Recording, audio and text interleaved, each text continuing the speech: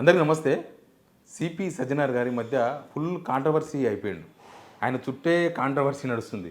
నిజంగా అనేక కాంట్రవర్సీలకు సమాధానం రిజల్ట్ ఇచ్చే సజ్జనార్ గారు ఇప్పుడు ఆయననే కాంట్రవర్సీలో ఇరుక్కుంటున్నాడు.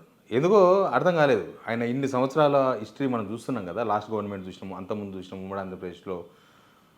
ఇంత వివాదాస్పద వ్యవహార వ్యక్తిగా మారలే. కానీ ఇప్పుడు మాత్రం అసలు రాజకీయాలకు సెంట్రిక్గా మారిండ్రు. ఎందుకో మరి ఆయన మీద ఇప్పుడు ఆర్ఎస్ ప్రవీణ్ కుమార్ సార్కి నోటీసులు ఇచ్చిండే ఏకంగా. ఇప్పుడు సిట్టు విచారణ కొద్దిగా దూకుడు చూస్తున్నాం కదా.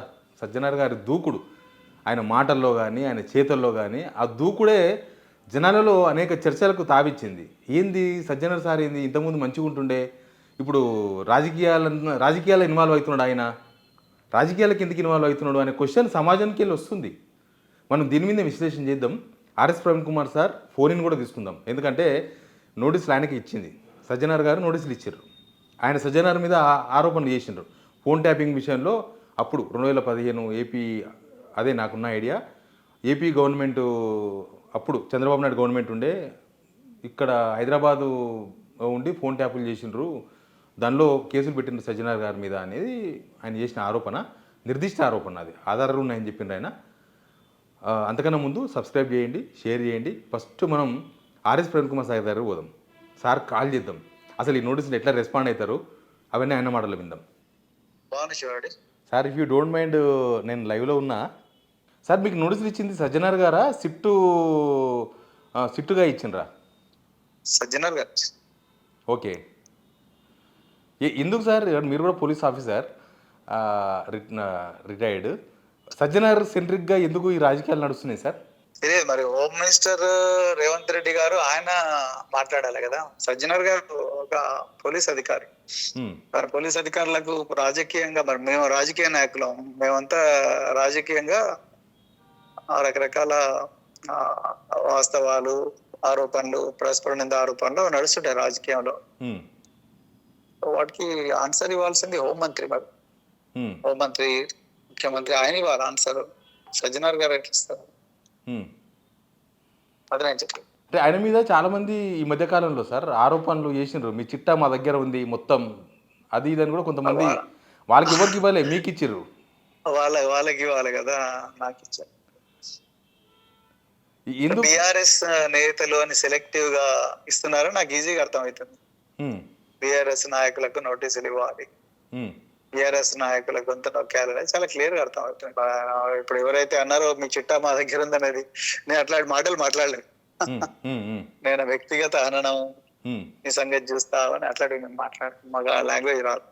నాకు తెలిసిందంతా నా దగ్గర ఉండే సమాచారాన్ని ప్రజల ముందర పెట్టడం, నాకున్న అభిప్రాయాన్ని చెప్పడం. అది కరెక్ట్ అయితే కరెక్ట్ అని చెప్పాలి, తప్పు అంటే తప్పు అని చెప్పాలి, అంతే. మరి రాజకీయాలు మన హక్కు అది. సార్, మీరు గతంలో బీఎస్పీలో ఉన్నప్పుడు ఫోన్ ట్యాపింగ్ జరుగుతుందని నాకు తెలిసి ఫస్ట్ బయటకు వచ్చింది మీరే, మీ నోటి కూడానే వచ్చింది. ఇప్పుడు ఏంది మీ స్టాండ్ దానిపైన? నేను అప్పట్లో జరిగిందని యాపిల్ చెప్పింది కాబట్టి నేను వెంటనే సిసిఎస్ లో పోయి కేసు కూడా పెట్టాను కదా. అవును, యాపిల్ చెప్తే చేసిన. నాకు పలాని బీఆర్ఎస్ గవర్నమెంట్ చేసింది, పలాని నరేంద్ర మోడీ గవర్నమెంట్ చేసిందని నా దగ్గర ఆధారాలు లేకుండా. ఇప్పుడు దాని మీద విచారణ నడుస్తుంది. మరి ఇంతవరకు నాకేం చెప్పలేగా. మిమ్మల్ని పిలిచిండ్రా? మిమ్మల్ని మీరు స్టేట్మెంట్ ఇచ్చినట్టు కదా, మీరు సిట్టింగ్ స్టేట్మెంట్ ఇచ్చినట్టున్నారు కదా. ఇచ్చాను కదా. ఇప్పుడు పోయిన వాళ్ళందరూ సార్, చాలామంది కాంగ్రెస్ పార్టీకి సంబంధించిన వాళ్ళు, బీజేపీకి సంబంధించిన వాళ్ళు, అవును మా ఫోన్లు ట్యాప్ అయిపోయినాయి, బీఆర్ఎస్ గవర్నమెంట్ ట్యాప్ చేసిందని వాళ్ళు స్టేట్మెంట్ ఇచ్చిండ్రు. అదే పోలీసు వాళ్ళు చెప్పాలి, నేను చెప్పలేను కదా. ఏం నడుస్తుంది అనుకుంటారు సార్ ఈ ట్యాపింగ్ విచారణ? ఏం నడుస్తుందని మీరు యాజ్ ఏ పోలీస్ ఆఫీసర్? ఏమీ నడవట్లేదండి. ఏమి ఏదో పోలీస్ ఆఫీసర్, అది పోలీసు వాళ్ళు చూసుకోవాల్సిన వ్యవహారం, పొలిటీషియన్ కు సంబంధం ఉండదు. ఎట్లా ఉంటుంది సార్? ఇప్పుడు అంత చిన్న స్థాయి వాళ్ళు, అంటే డీసీపీ స్థాయి, చిన్న స్థాయి అని కాదు కానీ పైన స్థాయి వాళ్ళు, డీజీపీయో లేకపోతే ఇంటెలిజెన్స్ ఇన్ఛార్జో, అప్పుడున్న ఇంటెలిజెన్స్ ఇన్ఛార్జో, లేకపోతే హోంశాఖ సెక్రటరీయో, వాళ్ళు ఎవరిని చేయకుండా కింది స్థాయిలో ఉన్న డీసీపీని లేకపోతే ప్రభాకర్ రావు లాంటి వాళ్ళని పట్టుకొని చేస్తున్నారు. ఏంది? అదే అంటున్నాం, మేము కూడా అదే అంటున్నాం. కక్ష కట్టి చేస్తున్నట్టుగా అనిపిస్తుంది. అదే చెప్తున్నాను సజ్జనార్ గారికి కూడా అదే చెప్పిన నేను. అసలే వాళ్ళందరిని వదిలేసి పాపం ప్రభాకర్ రావు పట్టుకొని తిరుగుతున్నారు. మీకు సజ్జనార్తో ఎట్లా సార్ సంబంధాలు ఎట్లా ఉండే మీరు ఆఫీసర్గా ఉన్నప్పుడు? మేమందరం ఫ్రెండ్స్ అండి. నేను ఇప్పటి కూడా ఆయన ప్రొఫెషనల్ గా ఆయన కేపబిలిటీస్ మీద నాకు ఎలాంటి అనుమానాలు లేవు. ఆయన ఈ రేవంత్ రెడ్డి రాజకీయ క్రీడలో ఆయన పావుగా మారిండనే బాధ, ఆవేదన మాకున్నాయి. అనిపిస్తుందా ఒక మీకు ఎట్లా రాజకీయ పావుగా పార్టీ మారిందని? అనిపిస్తుంది. అంటే ఒక స్ట్రిక్ట్ అందుకని ఆఫీసర్ కదా సార్, సజ్జన స్ట్రిక్ట్ ఆఫీసర్. అది అయితే మరి అందరికి రావాలి కదా నోటీసులు. ఓకే, అదే అంటున్నా, నోటీసులు అందరికి రావాలి కదా, మా ఒక్కరికి ఎందుకు ఇస్తున్నారు? సెలెక్టెడ్. నాకే 7-8 గంటలు 9 గంటలు ఎందుకు చేస్తున్నారు? సార్ ఇప్పుడు ఒక విషయం మీద క్లారిటీ ఇవ్వాలి. ఇది చాలా మందికి జనాలకు డౌట్, నాకు కూడా డౌట్ ఇన్ని సంవత్సరాల జర్నలిస్ట్గా. ఇప్పుడు సిట్ ఆఫీసులో సిట్ విచారణకు ఎవరైనా అటెండ్ కానీ, హరీష్ రావు అటెండ్ కానీ, కేటీఆర్ అటెండ్ కానీ, ఎవరైనా అటెండ్ కావచ్చు. అటెండ్ అయినప్పుడు పోలీస్ ఆఫీసర్స్ ప్రశ్నలు అడుగుతారు, వీళ్ళు సమాధానం చెప్తారు, లేకపోతే వీళ్ళే ప్రశ్నలు అడగవచ్చు, వాళ్ళు సమాధానం చెప్పొచ్చు. ఈ వార్తలు బయటికి ఎట్లా వస్తాయి సార్? తర్వాత ఇమీడియట్గా టీవీలో బ్రేకింగ్స్ వస్తాయి, లేకపోతే మసల్స్ పేపర్. అది సిట్ ఆఫీసర్లే చెప్పాలి, ఆ సెట్ ఆఫీసర్లు చెప్పాలి. కరెక్ట్ మీరు ఉన్నది, నేను కూడా నా ట్వీట్ లో చెప్పాను. ఇవన్నీ కాంగ్రెస్ పార్టీ రన్నింగ్ కమిటీ లాగా మొత్తం చెప్తుంది. ఎట్లా చెప్తుంది? ఆ విచారణ ఉండగానే లోపల మనుషులు ఉంటారు, బయట వార్తలు వస్తుంటాయి. వాళ్ళు వస్తూనే ఉంటాయి. ఆంధ్రజ్యోతిలో న్యూస్ వస్తుంటాయి, ఇంకో పత్రికలో ఇంకో న్యూస్ వస్తుంటది సార్. మళ్ళీ తర్వాత వీళ్ళే లీగల్ ఇస్తారు, సినిమా యాక్టర్ల ఫొటోస్ లేవని. కొన్ని టీవీలు డైరెక్ట్ గా ఫేక్ థంబ్నెయిల్స్, అశ్లీలమైన థంబ్నెయిల్స్ పెట్టి ప్రచారం చేస్తూనే ఉంటారు. అవును. అదే సిట్ అనేది ఒక ఈ రాజకీయ వికృత క్రీడలో ఒక పావుగా మారింది. దానివల్ల ఎంతో మంది వ్యక్తిత్వ హననం జరుగుతుంది అనేదే మేము మొదటి నుంచి చేస్తున్న వాదన. మా పోరాటం కూడా దాని మీదనే. సార్ సజ్జనార్ గారికి కూడా అదే చెప్పినాం. మేము ఆయన వ్యక్తిగతంగా దూషించడం కానీ అట్లాంటి పనులు మేము చేయలేము, చేయకూడదు కూడా, చేయము కూడా. సార్ ఇప్పుడు సరే మీకు నోటీసులు ఇచ్చారు, మీరు రిప్లై ఇస్తారు. ఒకవేళ సజ్జనార్ గారు సంతృప్తి చెందకపోతే ఫర్దర్ మీరు రెడీ ఉన్నారా? క్రిమినల్ కేసులు పెడతారు ఆయన, సివిల్ అండ్ క్రిమినల్ కేసులు పెడతారు.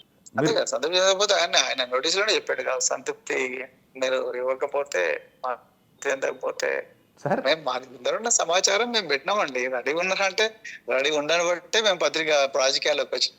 Okay okay.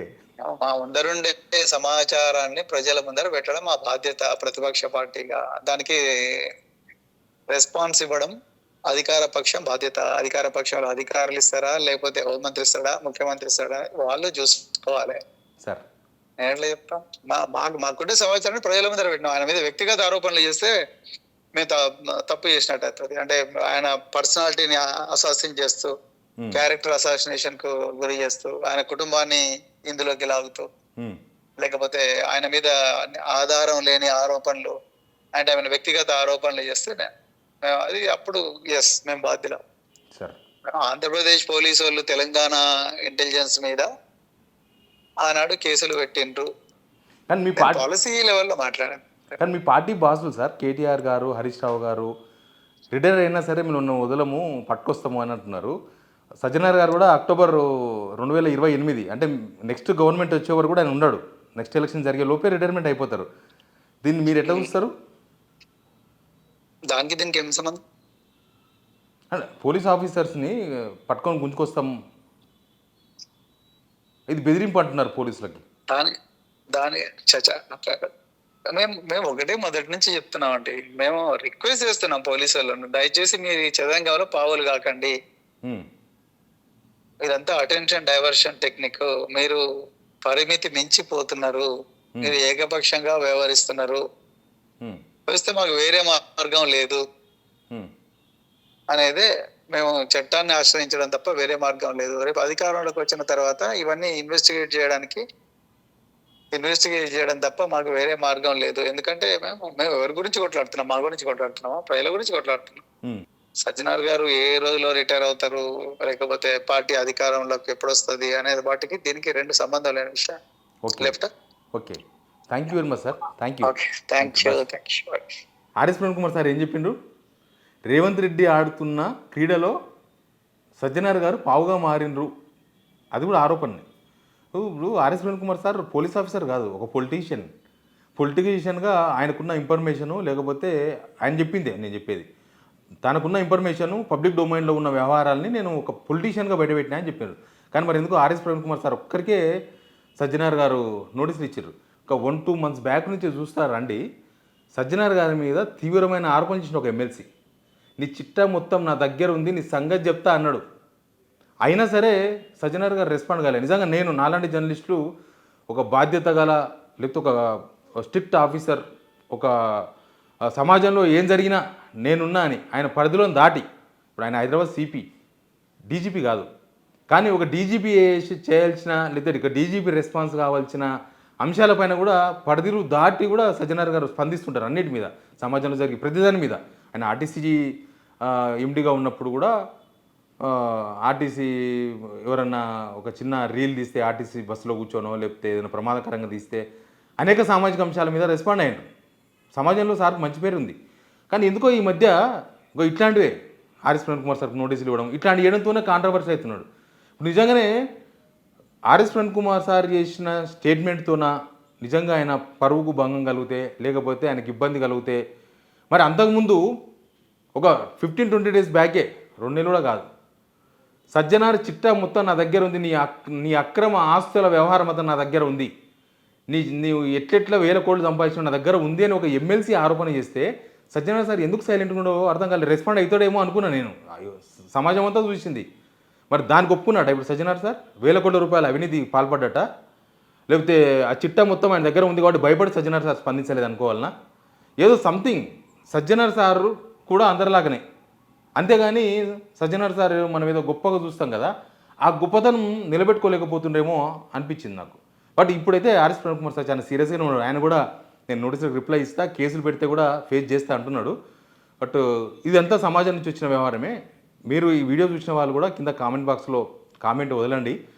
ఎందుకు సజ్జనార్ సార్ కాంట్రవర్సీలో ఉంటున్నాడు, ఎందుకు వివాదాస్పద వ్యక్తిగా ప్రొజెక్ట్ అయ్యండి ఈ మధ్యకాలంలో అనేది మీరేమనుకుంటున్నారో కామెంట్ బాక్స్లో చెప్పండి. ప్రజాస్వామ్యంలో స్వేచ్ఛ వాక్కు అది అందరికీ ఉంటుంది, కామన్ పీపుల్కి ఉంటుంది, పొలిటీషియన్కి ఉంటుంది, పోలీస్ ఆఫీసర్కి ఉంటుంది, నాలాంటి జర్నలిస్ట్కి ఉంటుంది, అందరికీ ఉంటుంది. నాకు ఎక్కువ రైట్స్ లేకపోతే సామాన్య తక్కువ రైట్స్ ఏ ఉండవు. కాబట్టి భయపడకుండా మీ కామెంట్ కింద వదలాలని నేను కోరుకుంటున్నా. Please subscribe.